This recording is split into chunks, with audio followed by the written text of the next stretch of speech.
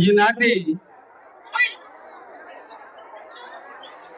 శ్రీ శ్రీ శ్రీ గంగమ్మ తల్లి జలార్చనకు వచ్చినటువంటి మహిళా తల్లులందరికీ కూడా ఉగాది శుభాకాంక్షలు తెలియజేస్తూ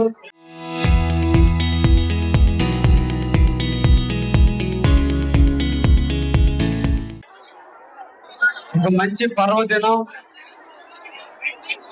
పరభవ నామ సంవత్సర శుభాకాంక్షలు తెలియజేస్తూ కావలి పట్టణంలో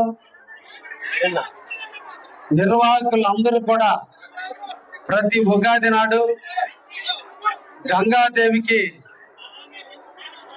జలహారతి ఇవ్వటం, ఆ తల్లి దీవెలను తీసుకోవటం, సంవత్సరాంతము కూడా కావలిలో కరువు కాటకాలు ఏర్పడకుండా ఆ తల్లి దీవెనలతో పాడి పంటలతో అష్ట ఐశ్వర్యాలతో తులతూగే విధంగా ఆ గంగాదేవి ఆశీస్సుల కోసం తెలుగు సంవత్సరం నాడు ఈరోజు ఈ నిర్వహించినటువంటి కార్యక్రమానికి అందరికీ కూడా అభినందనలు తెలియజేస్తూ ప్రతి సంవత్సరం కూడా నిర్వాహకులు ఘనంగా నిర్వహిస్తూ సనాతన ధర్మాన్ని హిందూ సాంప్రదాయాలను గౌరవిస్తూ మన కావలికి తలమానికమైనటువంటి ఆ గంగాదేవి యొక్క ఆశీస్సులు పొందటం చాలా సంతోషదాయకమైనటువంటి విషయం.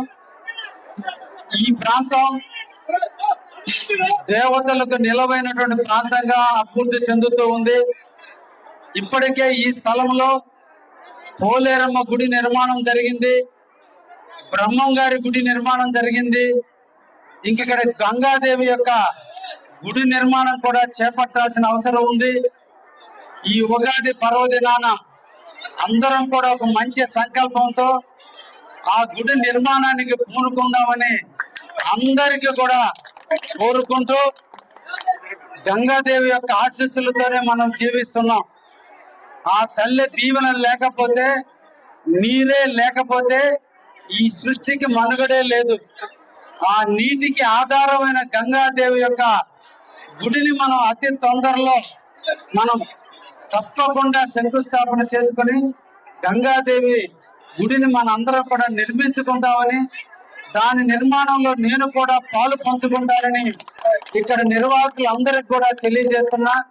తప్పకుండా వచ్చే ఉగాది నాటికి ఈ గుడి నిర్మాణం కూడా జరుగుతుందని, ఆ తల్లి చేపించుకుంటుందని విశ్వాసంతో అందరికీ కూడా అభినందనలు, ధన్యవాదాలు తెలియజేస్తున్నా. Thank you very much.